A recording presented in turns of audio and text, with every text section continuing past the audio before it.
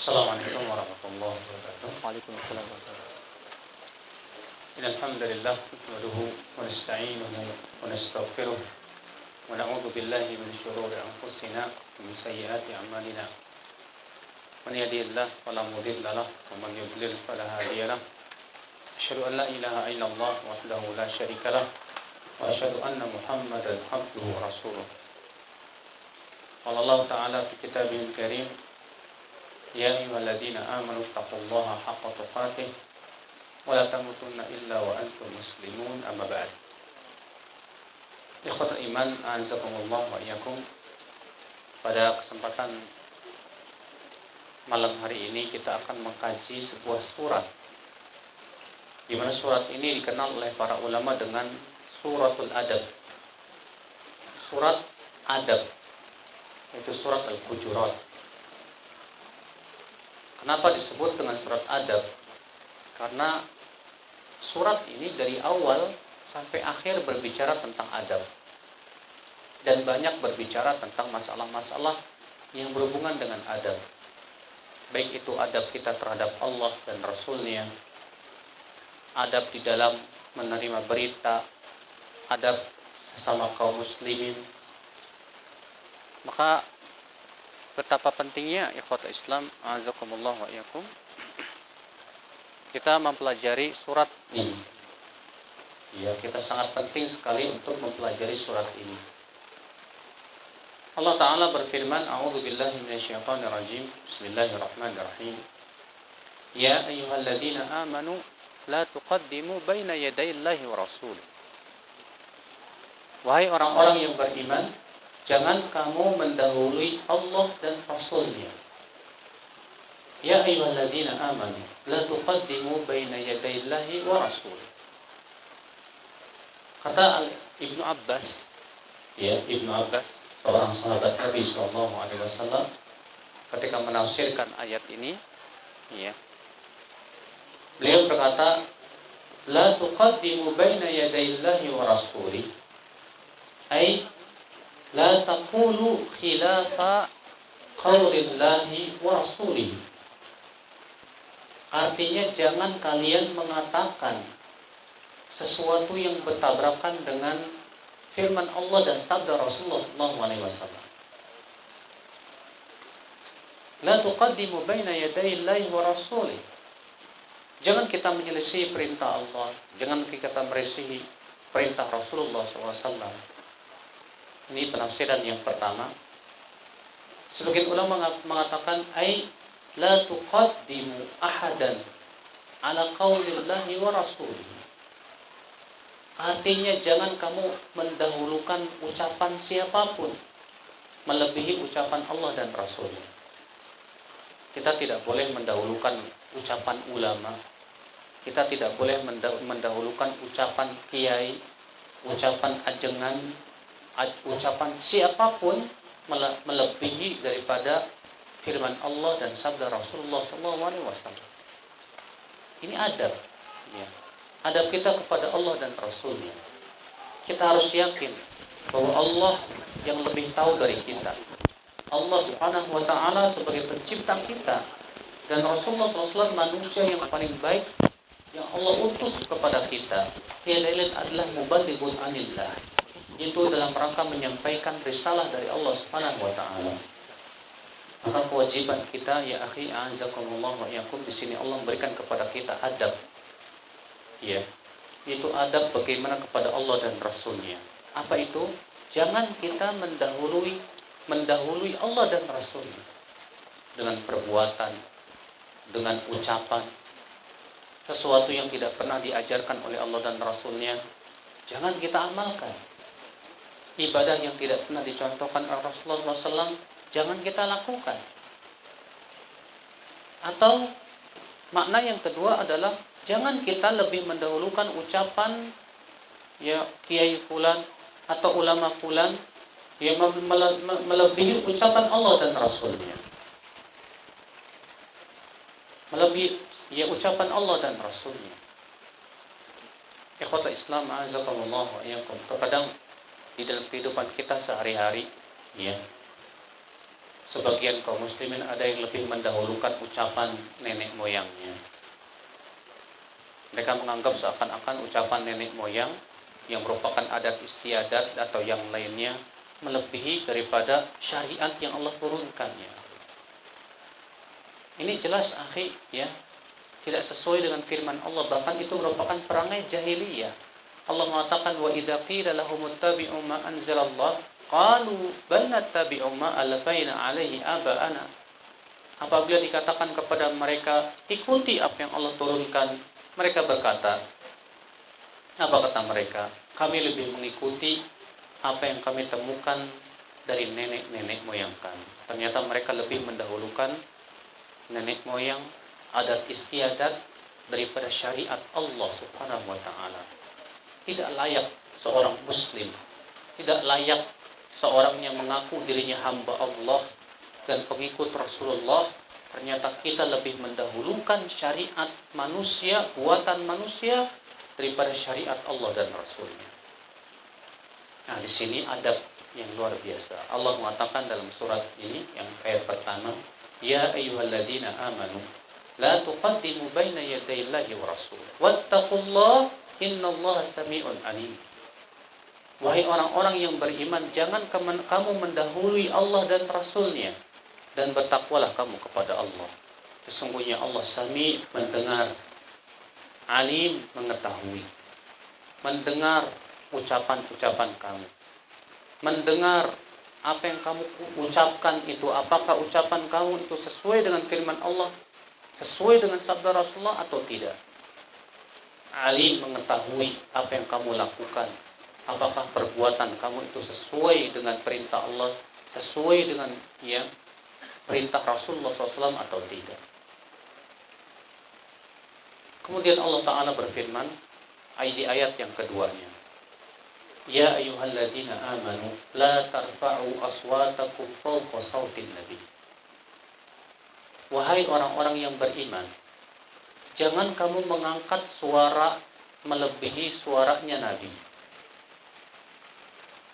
Ya ayyuhalladzina amanu la tarfa'u aswatakum fawqa sautin nabi wa la tajharu lahu bil qawl kajari ba'dikum li ba'din an tahbatu a'malukum wa antum la tash'urun.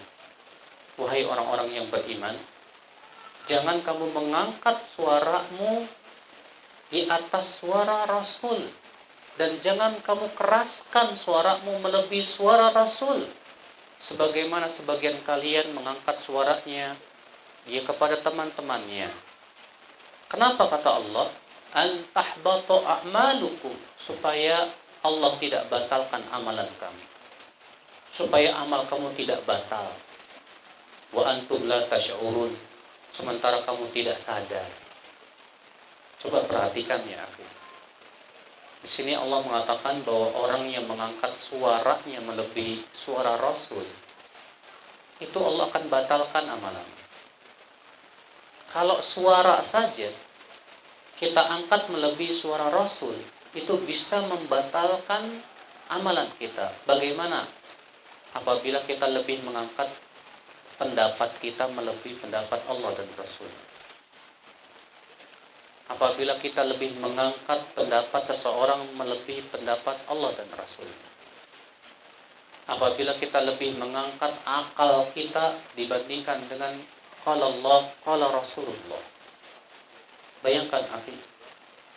Tunggu ya. Di sini Allah memberikan kepada kita sebuah adab kepada Rasulullah SAW. Allah mengatakan, hai orang-orang yang beriman, kamu jangan mengangkat suara kamu melebihi suara Rasul. Kamu jangan berkata lebih keras suaramu daripada suara Rasul, supaya amalmu tidak batal. Adab. Sebagian ulama mengatakan dikiaskan kepada Rasul juga kepada para ulama. Maka ketika di hadapan para ulama, jangan sampai kita mengangkat suara lebih daripada suara para ulama. Kadang sebagian penuntut ilmu merasa lebih sok tahu daripada para ulama. Terkadang sebagian penuntut ilmu yang ilmunya sangat sedikit berani sekali sedikit mengkritik para ulama, seakan-akan menganggap ulama itu gak becus. ulama itu karena nggak sesuai dengan hawa nafsu dan keinginannya, ya. Maka yang seperti ini tidak ada di akal Islam. Azakumullah wa iyyakum. Bahkan sikap seperti itu bisa membatalkan amal. Maka hati-hatilah ya akal Islam. Azakumullah wa iyyakum. Kemudian Allah berfirman, innal ladzina yunadunaka min wara'il hujurati aktsaruhum la ya'qilun. Walau annahum sabaru hatta takhruja ilaihim lakana khairan lahum. Sesungguhnya orang-orang yang memanggil kamu, hai Muhammad, dari belakang kamar itu, kebanyakan mereka tidak berakal. Kenapa? Mereka nggak punya adab. Kok begitu adab mereka kepada Rasulullah? Manggil-manggil Rasulullah dari luar rumah, ya Muhammad, ya Muhammad. Orang-orang badu seperti itu. Itu menunjukkan, akhi, penting kita harus beradab terhadap Rasulullah SAW. Mungkin ada orang berkata, itu kan ketika Rasulullah masih hidup. Lalu bagaimana dengan setelah Rasulullah meninggal dunia? Adab kita adalah, kata para ulama, tetap kita beradab kepada hadis-hadisnya. Kita beradab kepada ikhwatul Islam, ajaran-ajaran yang Rasulullah ajarkan kepada kita. Kita juga beradab kepada para pewaris para nabi. Siapa itu? Para ulama. Karena Nabi SAW bersabda, al-ulama warasatul anbiya. Para ulama itu adalah pewaris para nabi. Ikhwatul Islam, azakumullah. Allah mengatakan, sesungguhnya orang-orang yang memanggil kamu dari belakang, ya, kamar itu dengan suara yang keras, kebanyakan mereka tidak berakal, kata Allah. Andaikan mereka sabar sampai kamu keluar kepada mereka, tentu itu lebih baik buat mereka. Wallahu ghafurur rahim. Dan Allah Maha Pengampun lagi Maha Penyayang. Akibat ketidaktahuan mereka, Allah ampuni dosa mereka. Ini menunjukkan, ya, orang yang jatuh kepada kesalahan karena ketidaktahuannya, Allah maafkan dia. Beda dengan orang yang jatuh kepada kesalahan karena ngeyel, ikutin hawa nafsu. Kemudian Allah menyebutkan, ya, setelah menyebutkan bagaimana adab kita kepada Allah dan Rasulnya, Allah akan sekarang menyebutkan bagaimana adab di dalam menerima berita. Allah berfirman di surat Al-Hujurat ayat 6-nya, ya ayyuhalladzina amanu in ja'akum fasikum binaba'in fatabayyan an tusibu qauman bijahalah fatusbihu ala ma fa'altum nadimin. Hai orang-orang yang beriman, apabila datang kepada kamu orang fasik membawa berita, maka periksalah dengan teliti supaya kamu tidak menuduh suatu kaum dengan kebodohan. Akibatnya kamu akan menyesal terhadap perbuatan kamu. Perhatikanlah ya akhi, azakumullah. Ini subhanallah ayat yang sangat agung sekali, ya, di dalam hal kita menerima berita. Ayat ini turun disebabkan oleh sebuah kisah.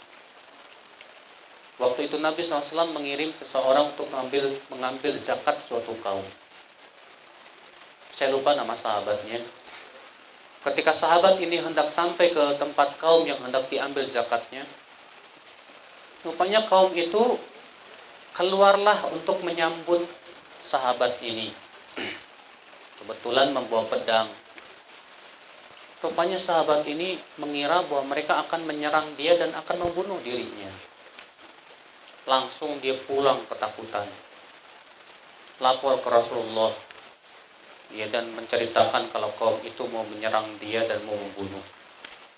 Rupanya Rasulullah marah, maka Rasul pun kirimkan pasukan untuk menyerang kaum tersebut.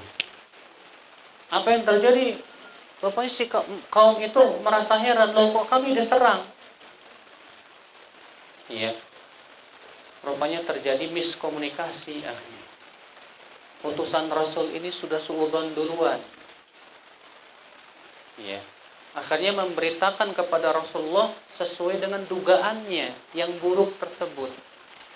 Maka Allah turunkanlah ayat ini. Hai orang-orang yang beriman, apabila datang kepada kamu orang fasik membawa berita, jangan langsung diterima, kata Allah. Fatabayyanu, periksa dulu dengan teliti. Periksa. Coba akhi, Kalau kita amalkan ayat ini dalam kehidupan kita di zaman ini, luar biasa. Semua berita yang masuk ke telinga kita harus disaring, harus diteliti. Jangan sampai semua berita yang masuk ke telinga kita langsung kita sampaikan ke orang. Tidak boleh. Dalam menerima berita, ayat ini jadikanlah patokan. Allah mengatakan, hai orang-orang yang beriman, apabila datang orang fasik membawa berita apa saja, fatabayyanu, periksa dulu dengan teliti. Benar nggak tuh berita? Kita dengar berita di televisi, berita yang tersebar di Facebook, berita yang tersebar di dunia maya sana, di internet, berita yang ada di media sosial. Musibah banyak di antara kita, sebatas baca berita, kita langsung percaya, lalu kemudian kita langsung sebar. Musibah besar ya. Bukan seperti itu manhaj yang diajarkan oleh Islam. Makanya Al-Quran mengajarkan kepada kita yang pertama, bagaimana menerima berita. Yang kedua, bagaimana menyebarkan berita. Di dalam ayat surat Al-Hujurat itu, Allah mengajarkan kepada kita tentang bagaimana menerima berita. Allah mengatakan, hai orang-orang yang beriman, apabila datang orang fasik membawa berita, periksa dengan teliti. Periksa, harus. Dalam masalah menyebarkan berita, Allah menyebutkan dalam surat An-Nisa, Allah berfirman, wa idza ja'ahum amrun minal amni awil khawfi ada'u bih walau radduhu ila rasul wa ila ulil amri minhum la'alimahu alladhina yastanbitunahu minhum. Apabila datang kepada mereka berita yang berhubungan dengan rasa aman dan rasa takut, segera mereka sebarkan. Apabila, kata Allah, datang kepada mereka. Siapa mereka dalam ayat tersebut? Orang-orang munafik. Berita yang berhubungan dengan rasa aman dan rasa takut. Apa yang terjadi? Lihat bagaimana Allah mensifati orang munafik. Segera mereka sebarkan. Lalu Allah mengatakan apa? Walau radduhu ila rasul wa ila ulil amri minhum la'alimahu alladhina yastanbitunahu minhum. Kalaulah mereka kembalikan dulu berita itu kepada Rasul dan kepada para ulil amri, maksudnya para ulama, akan tahulah di antara mereka apakah berita itu layak disebar atau tidak. Kenyataan yang sekarang, bahkan para penuntut ilmu pun tidak paham manhaj ini. Para penuntut ilmu ketika mendapat berita langsung share, berita langsung share, langsung sebarkan. La haula wala quwata illa billah. Sudah tidak ada kontrol lagi, tidak terkendali lagi. Di mana ayat-ayat Al-Quran? Di mana ya hadis-hadis Nabi ketika Nabi bersabda, kafa bil mar'i ithman, ya, fi riwayatin kadziban an yuhadditsa bi kulli ma sami'. Cukuplah bagi seseorang dosa, dalam satu riwayat dusta, dia menyampaikan semua yang didengar oleh telinganya. Semua yang didengar disampaikan. Semua yang didengar disampaikan. Ini namanya tong sampah ya. Itu bukan manhaj Islam. Itu bukan manhaj Al-Quran. Al-Quran tidak pernah mengajarkan demikian. Yang diajarkan oleh Allah ini, pegang kuat-kuat. Kalau kita menganggap kita pemegang Al-Quran dan hadis, Allah mengatakan dalam surat Al-Hujurat ayat 6 ini, hai orang-orang yang beriman, apabila datang kepada kamu berita yang dibawa oleh orang fasik, apa yang terjadi? Fatabayyanu. Periksa dulu dengan teliti, benar enggak itu? Ya. Antusibu qauman bijahalah, kata Allah. Supaya kamu tidak menuduh orang dengan kebodohan. Fatusbihu ala ma fa'altum nadimin, maka kalian akan menyesal akibat perbuatan kalian sendiri. Lihat ya akal Islam, azakumullah wa iyyakum, betapa agungnya manhaj Islam. Ternyata Al-Quran sudah memberikan kepada kita manhaj di dalam menerima berita dan manhaj di dalam men-share, dalam menyebar berita. Ternyata Al-Quran sudah jauh-jauh hari. Nggak kayak di zaman sekarang kita lihat wartawan-wartawan ya seenaknya menyebarkan berita. Yang penting korannya laris, yang penting ya televisinya laris. Ya sudah tidak ada lagi ketakwaan kepada Allah. Allah musta'an wa alaihi tiklam ikhwata Islam azakumullah wa ya. Maka jadikanlah ayat ini akhi pegangan kita di zaman sekarang. Allah berfirman, hai orang-orang yang beriman, apabila datang kepada kamu orang fasik dengan membawa berita, maka periksalah dengan teliti, supaya kamu tidak menuduh suatu kaum dengan kebodohan. Akibatnya nanti kamu akan menyesal. Menyesal di mana? Dunia, akhirat. Kalau kita menuduh seseorang dengan tanpa bukti atau salah, di hari kiamat nanti repot urusannya. Rasulullah SAW sabda apa? Man qala li akhihi ma laysa fihi, ya, adkhalahu Allahu fi raggatil khabal hatta yakhruja mimma qala. Siapa yang menuduh saudaranya padahal tuduhan itu tidak ada padanya, nanti pada hari kiamat Allah akan masukkan ia ke dalam raggatil khabal. Apa itu? Nanah dan darahnya penduduk api neraka. Sampai ia membawakan bukti-bukti atas tuduhan-tuduhannya itu. Makanya akhi, ya di zaman sekarang ini kita harus sangat ekstra hati-hati akhi. Ya. Dan jangan sampai kita itu disibukkan mengikuti berita. Habis waktu kita untuk mengikuti berita. Sementara Sahih Bukhari aja belum pernah dipelajari. Al-Quran saja baru berapa ayat kita pelajari. Tapi subhanallah waktu-waktu kita habis buat mengikuti berita. La haula wa la quwata illa billah. Kemudian Allah Ta'ala berfirman, wa'lamu anna fikum Rasulullah. Dan ketahuilah oleh kalian, sesungguhnya pada diri kalian itu ada Rasulullah, kata Allah.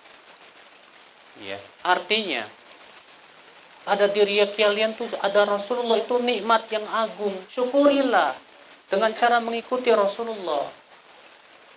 Adanya Rasulullah SAW ini nikmat besar, akhi. Dengan adanya Rasulullah kita bisa tahu ini hak, ini batil, ini jalan ke surga, ini jalan ke neraka. Maka syukurilah dengan cara apa? Mempelajari hadis-hadisnya, mempelajari syariatnya, mempelajari Al-Quran dan hadis. Maka Allah mengingatkan di sini. Allah mengatakan apa? Wa'lamu anna fikum Rasulullah. Ketahuilah oleh kalian bahwa pada diri kalian itu ada Rasulullah. Apa kalian tidak tahu itu nikmat yang sangat besar? Kenapa kalian harus mencari panduan-panduan selain panduan Rasulullah? Cukupkan diri kita dengan panduan Rasulullah SAW. Karena Rasulullah SAW tidak pernah berbicara dari hawa nafsu. Allah berfirman, wa ma yantiqu 'anil hawa in huwa illa wahyu yuha. Tidaklah Muhammad berbicara dari hawa nafsunya, akan tetapi itu adalah wahyu yang Allah wahyukan kepadanya. Maka di sini Allah mengingatkan kepada kita, ya, wa'lamu anna fikum Rasulullah. Ketahuilah oleh kalian bahwa pada diri kalian itu ada Rasulullah sallallahu alaihi wasallam. Lalu Allah berfirman apa? Lau yuti'ukum fi katsirin minal amri la'anittum. Kalaulah Rasulullah menaati kalian dalam kebanyakan perkara, niscaya kalian akan lelah. Ya. Allah mengatakan, ya kata Islam, kalaulah Rasulullah sallallahu alaihi wasallam menaati kalian dalam kebanyakan perkara, niscaya kalian akan lelah. Kemudian Allah mengatakan apa? Walakinnallaha habbaba ilaikumul iman wa zayyanahu fi qulubikum wa karraha ilaikumul kufra wal fusuqa wal isyan ulaika humur rasyidun. Ya. Allah mengatakan, akan tetapi Allah menjadikan kalian cinta kepada iman Dan Allah pun hiaskan itu pada diri-diri kalian, pada hati-hati kalian. Dan Allah jadikan kalian benci kepada kekufuran dan kepada kemaksiatan. Sehingga dengan seperti itu pun kalian bisa menaati Allah dan Rasul-Nya. Ikhwata Islam, azakumullah wa iyyakum. Ini adalah merupakan nikmat yang Allah berikan kepada seorang mukmin. Seorang mukmin dijadikan oleh Allah Subhanahu wa taala cinta kepada keimanan. Allah mengatakan walakinnallaha habbaba ilaikumul iman. Akan tetapi Allah menjadikan kalian cinta kepada keimanan. Alhamdulillah. Ya, ketika seorang hamba mencintai keimanan, dia dengan mudahnya akan Islam menaati Allah dan Rasul-Nya.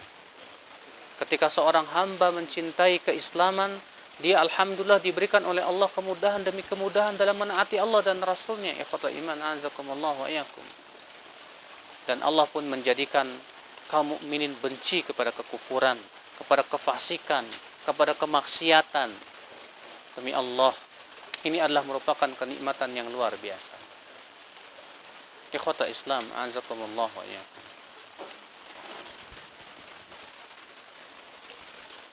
Allah berfirman, "Walakinnallaha habbaba ilaikumul iman."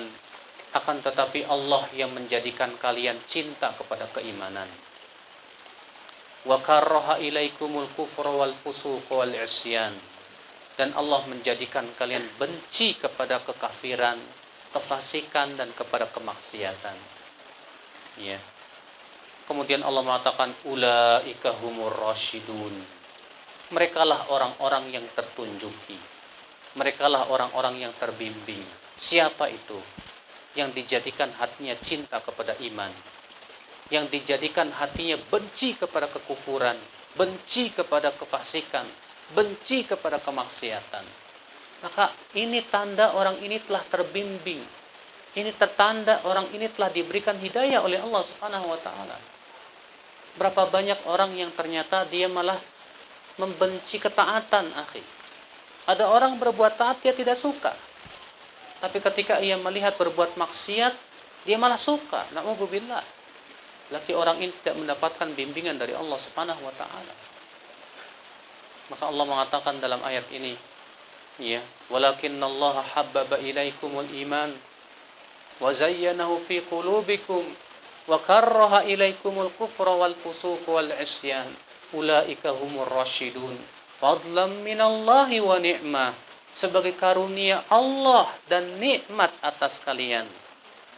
Ini menunjukkan, akhi, hidayah, ketaatan, jauhnya kita dari kemaksiatan itu adalah semata-mata karunia dari Allah. Itu adalah nikmat yang sangat besar yang Allah berikan kepada seorang hamba. Makanya Rasulullah SAW mengatakan, innakum la tadkhulunal jannata bi'a'malikum. Kalian tidak masuk surga dengan amalan soleh kalian. Akan tetapi kalian masuk surga dengan rahmat Allah dan keutamaan dari Allah. Sebab ketaatan itu tiada lain adalah rahmat Allah kepada kita. Ketika hati kita dijadikan oleh Allah cinta kepada sholat, cinta kepada ketaatan, benci hati kita kepada maksiat, subhanallah. Ini karunia yang sangat besar. Ini nikmat yang sangat besar yang Allah berikan kepada seorang hamba. Maka syukurilah nikmat itu. Iya, maka Allah mengatakan fadlan minallahi wa ni'mah wallahu alimun hakim. Sebagai karunia dari Allah dan sebagai nikmat yang besar. Dan Allah mengetahui dan Allah pun maha mempunyai hikmah yang besar. Akhi, azakallahu wa iyyakum. Kemudian Allah menyebutkan tentang adab selanjutnya. Allah berfirman, wa in ta'ifatani minal mu'minina iqtatalu fa aslihu bainahuma fa in baghat ihdahuma 'ala al-ukhra faqatilu allati tabghi hatta tafi'a ila amrillah fa in fa'at fa aslihu bainahuma bil 'adli wa aqsitu innallaha yuhibbul muqsitin. Allah mengatakan wa in ta'ifatani minal mu'minina iqtatalu fa aslihu bainahuma. Apabila ada dua kelompok dari kaum mukminin yang berperang, damaikan keduanya. Imam Bukhari menyebutkan dalam Sahih Bukhari, wa in ta'ifatani minal mu'minina iqtatalu bainahuma fa aslihu bainahuma. Apabila ada dua kelompok dari kaum mukminin yang berperang, masuk dalam kata ta'ifah ini satu orang. Artinya kalau ada dua orang bertengkar, maka apa yang kita lakukan, akhi? Damai keduanya. Kalau kita melihat teman kita kok berantem, kemarin akrab kok sekarang cuek-cuekan, ya, kita lihat kok sekarang gak mau bertegur sapa. Yang kita lakukan apa itu? Segera kita islah, akhi. Kita damaikan. Ya. Kenapa? Sebab kalau dua muslim bertengkar itu rugi, kasihan mereka. Dua muslim yang bertengkar, selama mereka bertengkar, kata Rasulullah, amalannya belum diangkat kepada Allah. Amalannya belum diangkat dan perlihatkan kepada Allah. Sebagai disebutkan dalam hadis riwayat Abu Daud, bahwasanya Rasulullah mengatakan, setiap hari Senin dan Kamis, amalan hamba itu akan ditampakkan kepada Allah. Kecuali dua orang. Siapa itu? Musyahin. Ya, musyrik dan musyahin. Kecuali orang yang musyrik dan orang yang sedang bertengkar. Maka Allah akan berfirman kepada malaikatnya, anziru hadain, tangguhkan dua orang ini hatta yastaliha, sampai keduanya damai. Berarti kalau ada dua muslim bertengkar, mas, ya, selama mereka bertengkar itu, amalannya tidak akan diangkat kepada Allah Subhanahu wa taala. Rugi sekali, kasihan. Bahkan selama bertengkar itu, akhi, agamanya tercukur habis.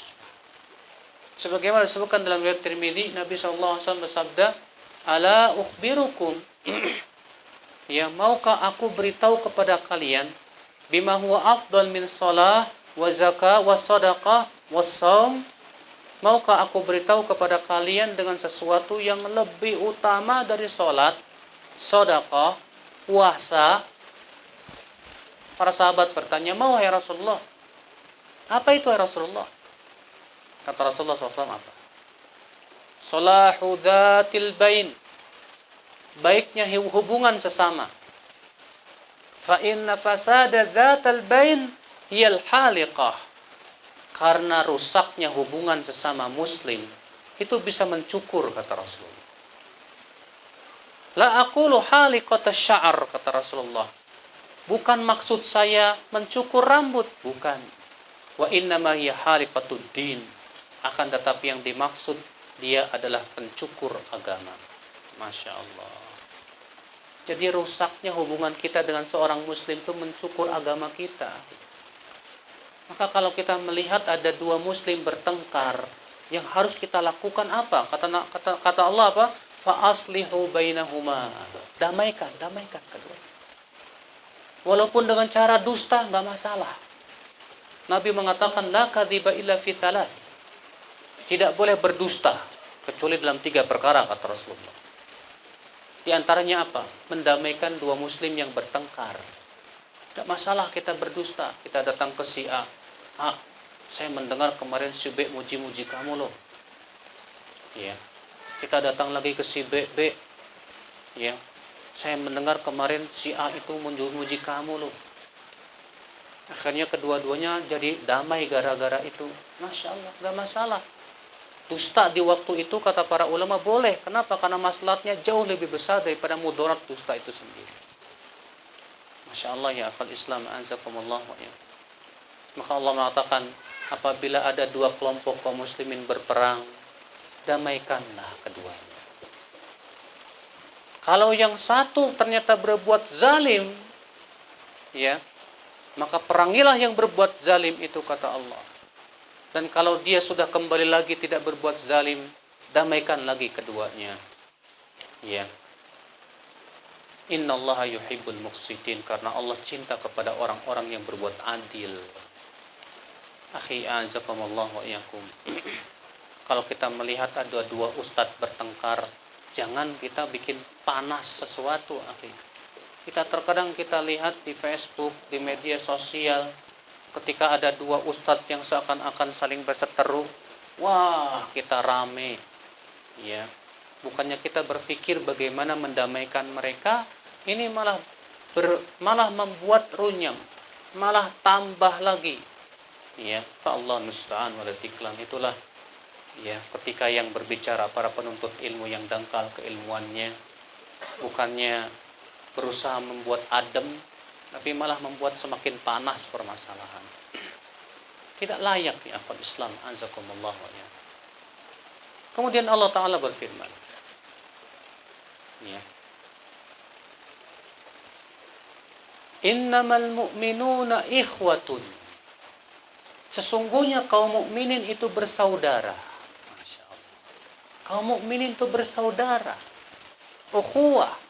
Bersaudara bukan persaudaraan darah. Akan tetapi yang dimaksud kata Imam Qurtubi, itu persaudaraan iman. Persaudaraan iman itu lebih agung daripada persaudaraan darah ya akhir. Allah mengatakan innamal mu'minuna ikhwah. Sesungguhnya mukmin itu bersaudara. Lalu bagaimana kalau kita tahu dia seorang mukmin? Oh, dia saudara saya. Bagaimana dong kita harus bersikap ya akhir? Rasulullah SAW memberikan kepada kita adab bagaimana kita bersaudara. Kata Rasulullah apa? Al-muslim akhul muslim, la yazlimuh wa la yakhdhuluh wa la yahqiruh bihasbi imri'in minasyarr an yahqiru akhahul muslim. Muslim saudara muslim yang lain, jangan sampai ia menzaliminya, jangan sampai ia cuek padanya, dan jangan sampai dia menganggapnya remeh. Cukuplah bagi seseorang keburukan di saat ia menganggap remeh saudaranya sesama muslim. Tuh lihat. Persaudaraan muslim mengharuskan kita tidak boleh menzalimi sesama muslim. Persaudaraan muslim mengharuskan kita jangan cuek sama muslim yang lain. Ada muslim yang kesusahan, bantu.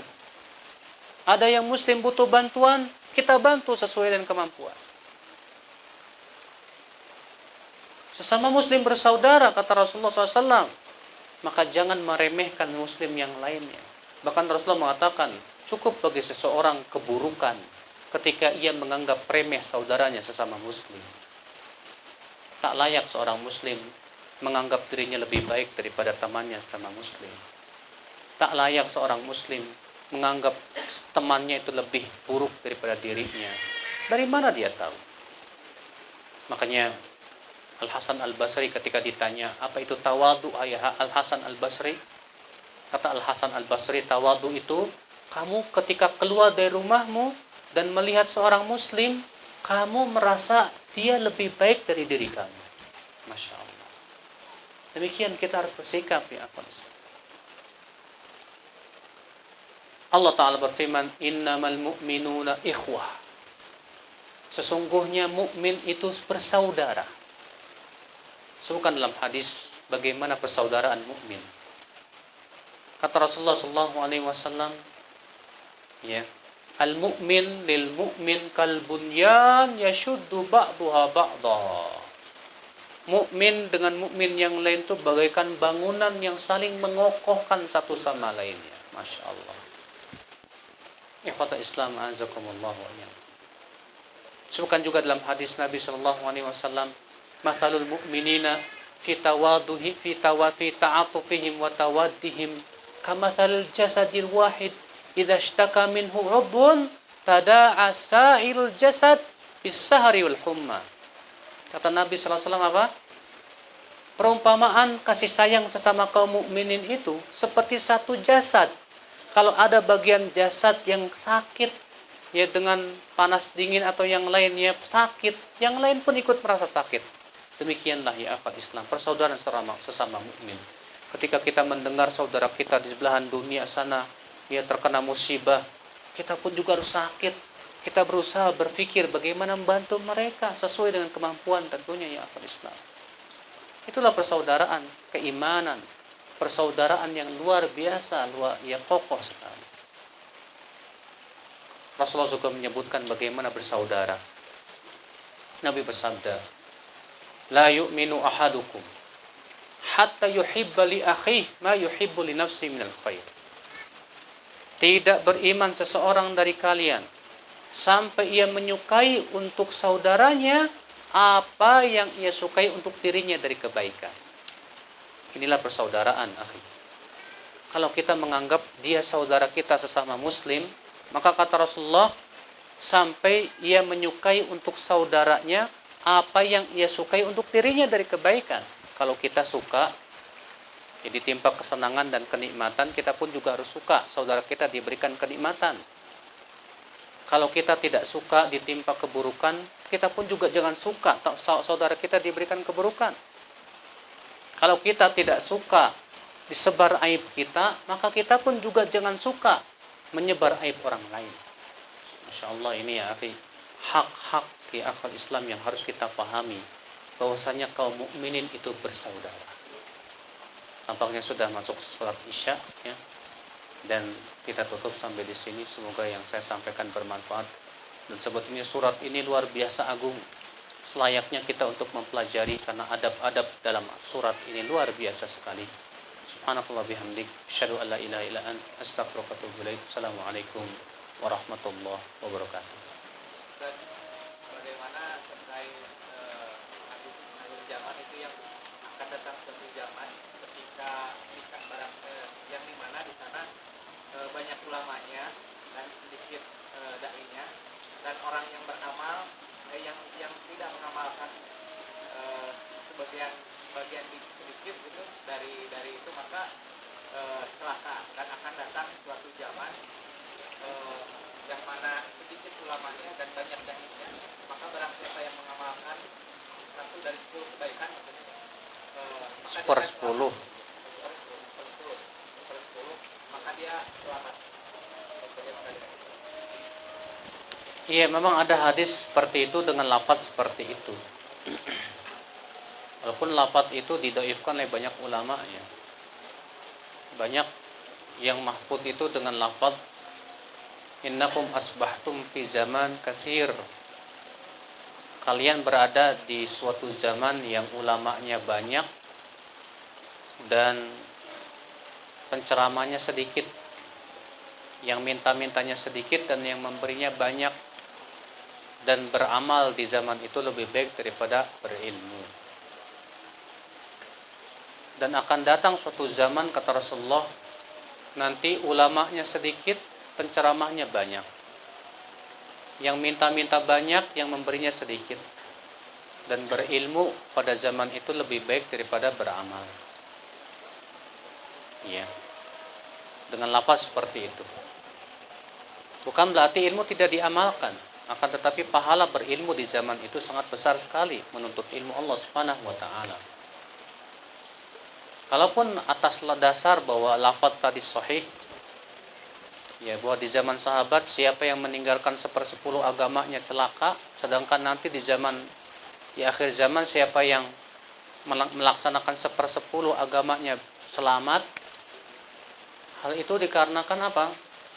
Di akhir zaman karena terlalu banyaknya fitnah. Fitnah yang sangat dahsyat, yang luar biasa, dan juga karena saking banyaknya kebodohan dan tersebarnya kebodohan. Sehingga pada waktu itu Rasulullah lebih menekankan dan sangat menekankan sekali untuk menuntut ilmu di akhir zaman. Makanya di zaman sekarang ini, Pak, ya, zaman fitnah, pahala menuntut ilmu itu luar biasa besar sekali. Sampai-sampai Nabi mengatakan bahwa di zaman tersebut berilmu lebih baik daripada beramal. Maksudnya menuntut ilmu di zaman itu pahalanya jauh lebih besar. Bahkan kata Syekh Albani, di zaman ini jihad yang paling besar adalah jihad ilmu. Ya, kenapa? Karena memang Masya Allah di zaman sekarang ini yang namanya kebodohan merajalela. Yang namanya kebodohan itu luar biasa. Maka kewajiban kita sekarang adalah untuk terus menuntut ilmu, berjihad dengan ilmu. Ya, dengan cara ta'lim, menuntut ilmu, menyampaikannya, menuntut ilmu dan menyampaikannya. Wallahu a'lam. Nah. Silakan.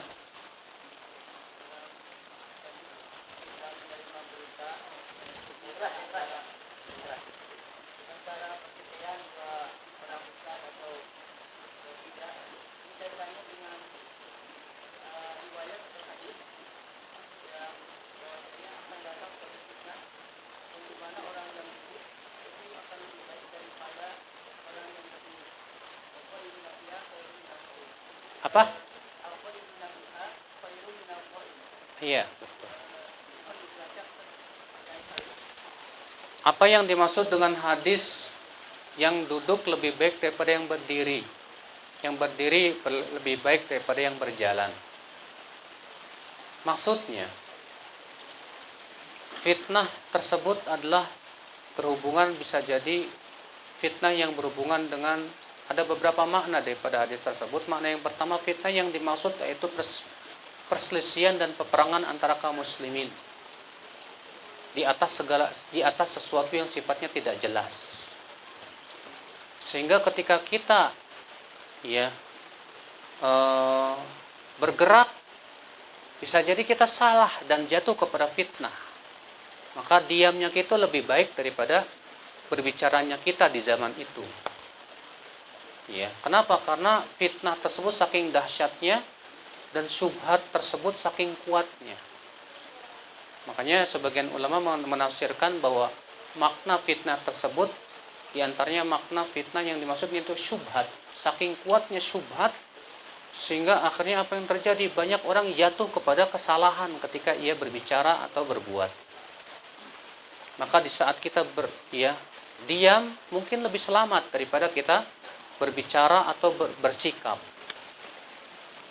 Oleh karena itu, maksud daripada hadis itu, kata para ulama, kehati-hatian di zaman itu. Jangan sampai kita itu mudah mengambil sikap.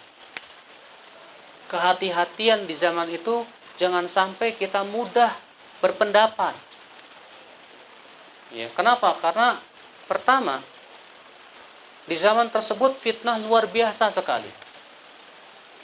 Tidak setiap ucapan yang benar bisa kita sampaikan kepada setiap orang. Tidak setiap ilmu yang kita miliki bisa kita berikan kepada setiap orang. Terkadang untuk sebagian orang jadi fitnah. Ya, maka dari itulah ya akhwat Islam, hadis itu memberikan kepada kita justru pengertian bahwa di zaman yang di saat fitnah yang dahsyat luar biasa, kewajiban kita yang pertama apa? Berhati-hati. Jangan tergesa-gesa untuk berpendapat dan jangan tergesa-gesa untuk bersikap. Tapi apa yang terjadi, yang harus kita lakukan adalah tanya para ulama besar. Makanya kata para ulama, di saat fitnah yang melanda ini, sering-sering kita konsultasi kepada para ulama besar. Karena para ulama besar itulah mereka yang paham betul dengan keilmuan mereka yang dalam. Ya. Nah, inilah ya akhwat Islam, seperti kita lihat di zaman sekarang ini. Fitnah-fitnah yang dahsyat terkadang banyak yang membuat orang tidak bisa melihat mana yang hak dan mana yang batil. Ya, sehingga akhirnya ketika ia berpendapat, dia berbicara, dia malah terseret kepada fitnah.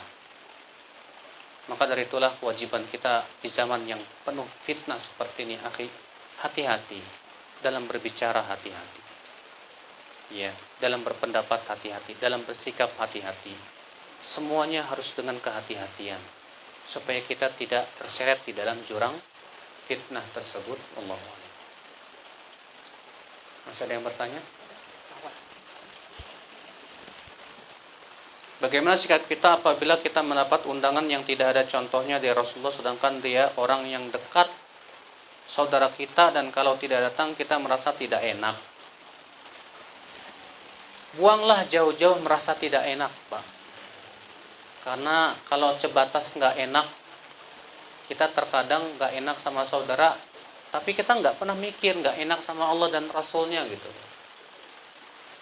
Sekarang kita nggak enak tuh gimana ya, tapi nggak datang nggak enak, saudara datang itu acara bid'ah misalnya, tuh gimana ini?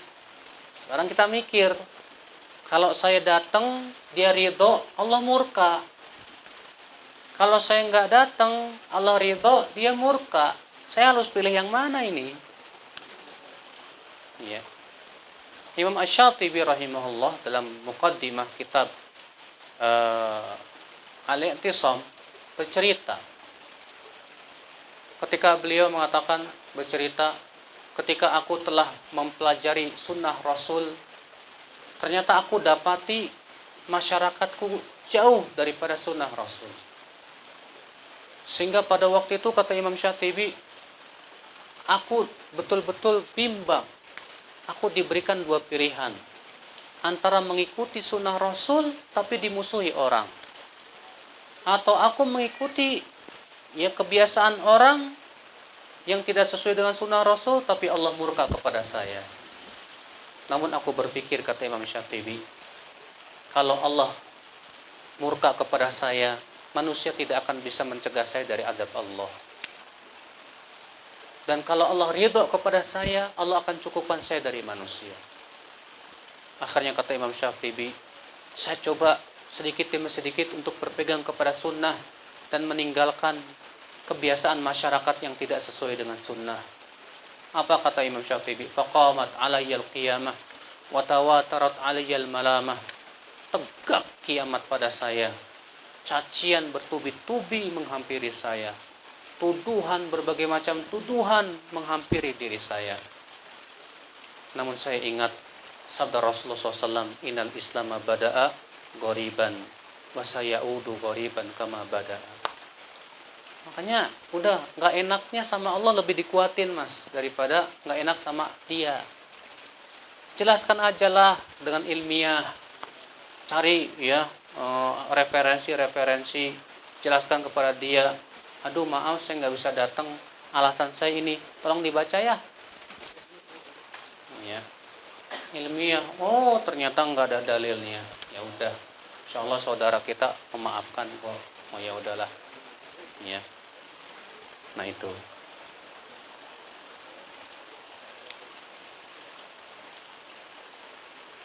Bagaimana hukumnya bagi laki-laki yang sholatnya kadang di rumah, kadang di masjid, tapi tidak ada uzur?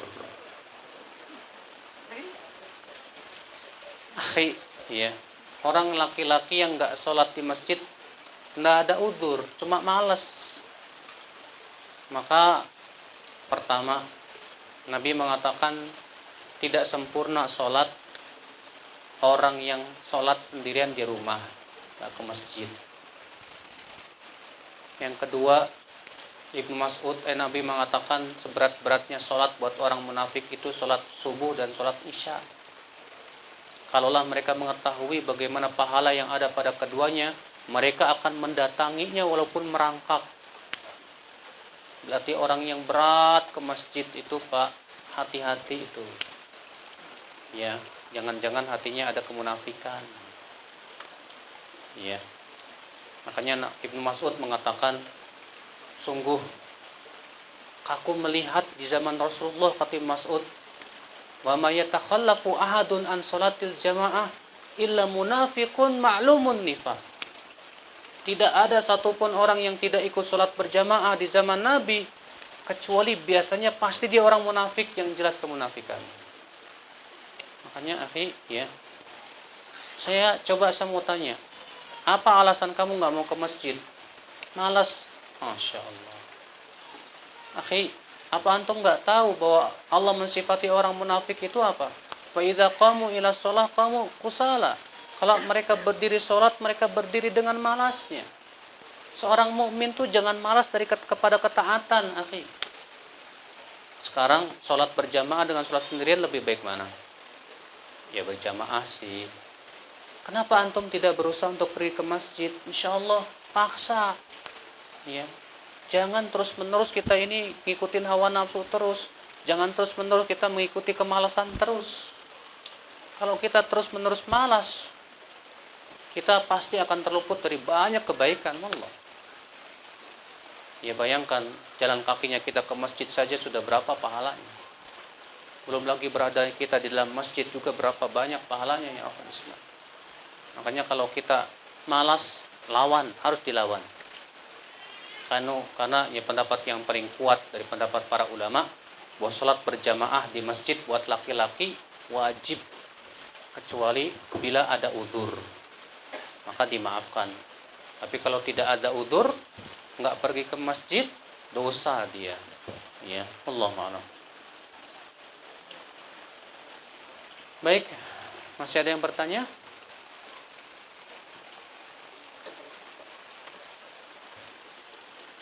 Silakan.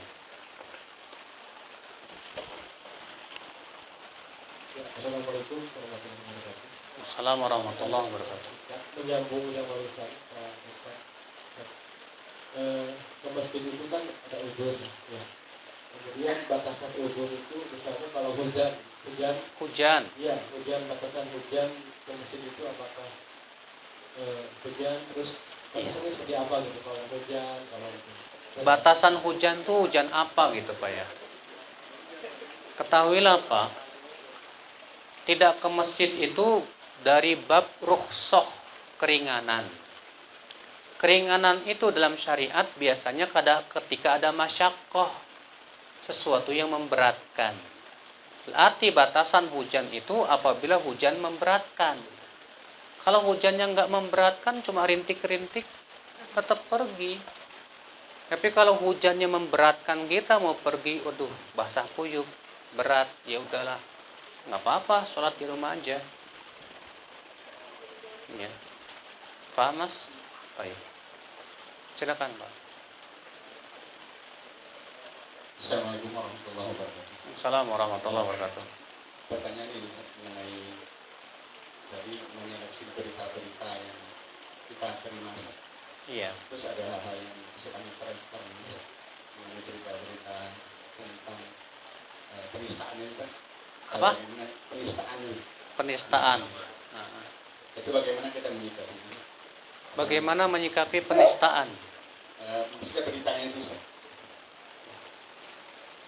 Pertama Pak, seorang muslim manapun juga tidak akan ridho ketika Al-Quran dihina. Ya. Apalagi mengatakan dibohongi dengan Al-Quran. Ini sama saja mengatakan Al-Quran bohong. Sekarang ini ada yang lagi rame, oh itu karena nggak ada kata pakai katanya. Harusnya dibohongi pakai. Lebih berat lagi maknanya. Ya, sebab kalau dibohongi Al-Quran, artinya Al-Quran bohong.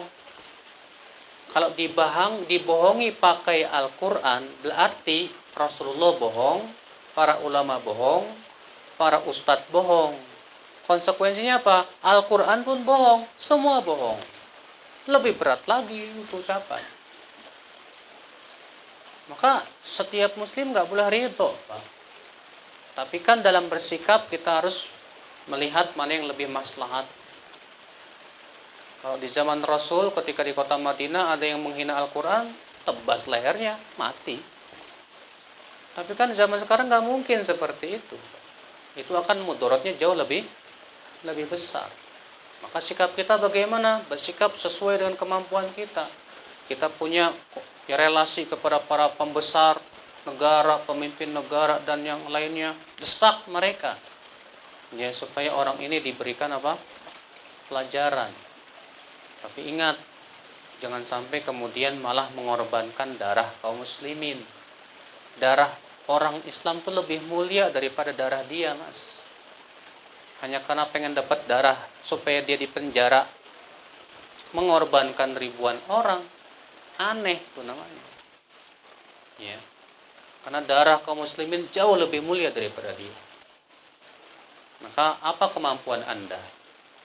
Saya bisanya cuma mendoakan. Doakan keburukan. Misalnya, apa kemampuan Anda? Saya bisanya ya telepon Pak Presiden karena dia saudara saya misalnya. Ya. Pak Presiden tuh gimana sih itu? Ya. Ya enggak masalah, sesuai dengan kemampuan masing-masing. La yukallifullahu nafsan illa wus'aha. Allah tidak membebani jiwa kecuali sesuai dengan kemampuan. Selesai. Paham, Pak? Ya. Masih ada yang bertanya? Ibu-ibu mau nanya? Mangga, Bu.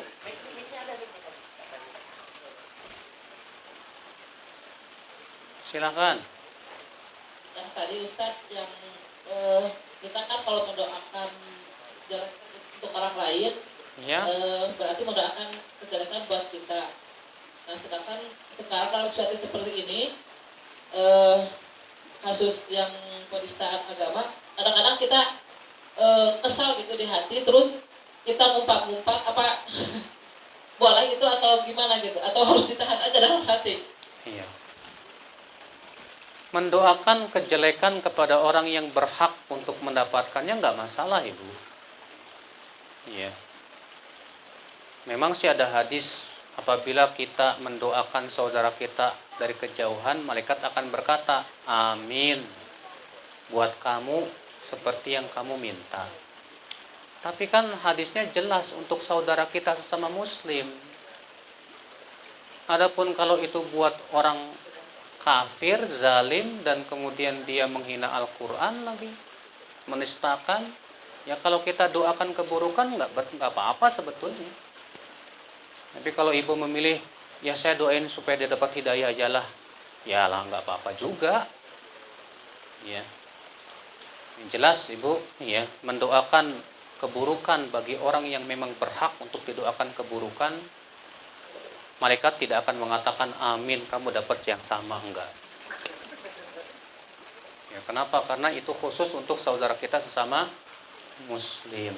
Doa-doa kebaikan. Allahumma a'lam. Ada yang mau tanya nggak? Terakhir ya.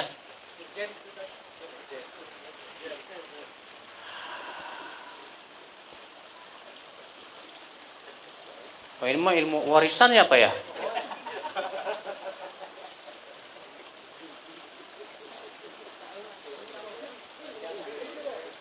Pribadi aja tidak. Kita yang nanya tadi kan waktu berjamaah sholat. Kenapa? Waktu berjamaah tadi sholat asar. Kenapa? Yang nanyanya itu masalahnya. Ini masalahnya. Yang nanyanya ada nggak di sini? Tapi nanti anda gimana? Nanti kalau saya jelasin antum nggak paham gimana? Hah? Asal itunya aja. Asal ditulisin. Dijawab di sini apa ditulis? Dijawab juga nggak apa-apa, saya tulis. Hah?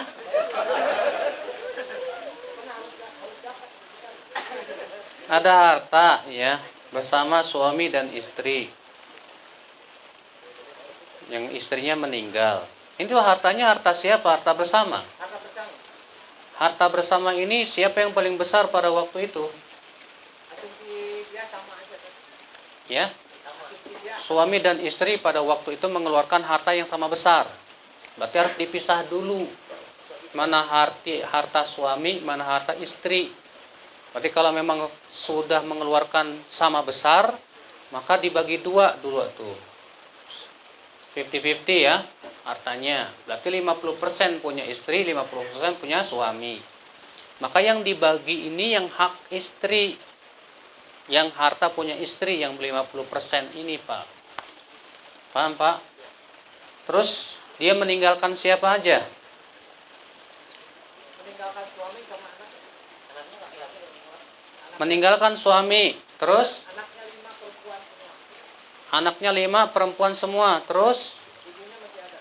ibunya masih ada. Terus Saudaranya masih ada. saudaranya berapa? Kakak beradik kan? Kakak beradik. Adanya ada. Laki-laki perempuan? Laki-laki perempuan. Laki-laki perempuan. Baik, kalau begitu suami dapat 1/4 karena ada anak. Catat ya. Anak yang 5 perempuan semua dapat 2/3.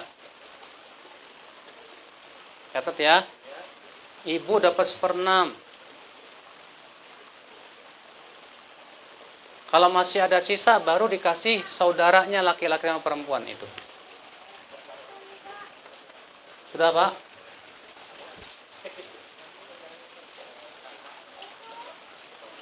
Jadi di situ ada 1/4, 2/3, 1/6 dan sisa. Cara baginya gimana? Paham kan? Dinilaikan dulu sama uang. Hah? Diakumulasi dulu sama uangnya. Diakumulasi dulu. Ya dicari KPK-nya kalau gitu.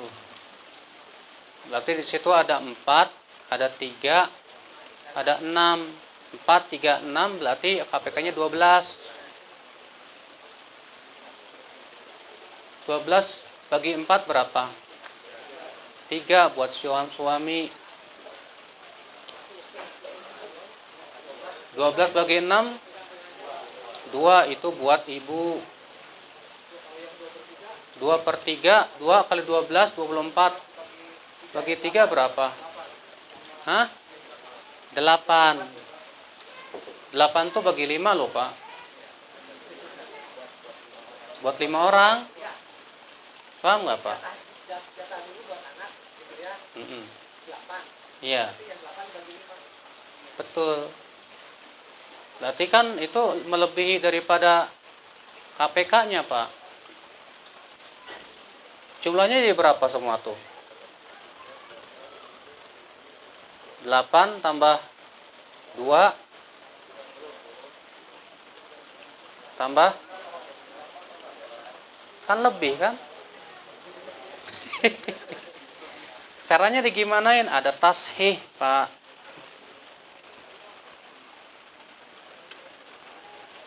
Nanti aja lah Pak ya, ditulis ya Pak ya. Nggak mungkin di sini pusing nanti si Bapak. Baiklah, kita tutup sampai di sini. Mudah-mudahan yang saya sampaikan bermanfaat. Subhanallahi wa bihamdihi, asyhadu an la ilaha illa anta, astaghfiruka wa atubu ilaik. Assalamualaikum warahmatullahi wabarakatuh.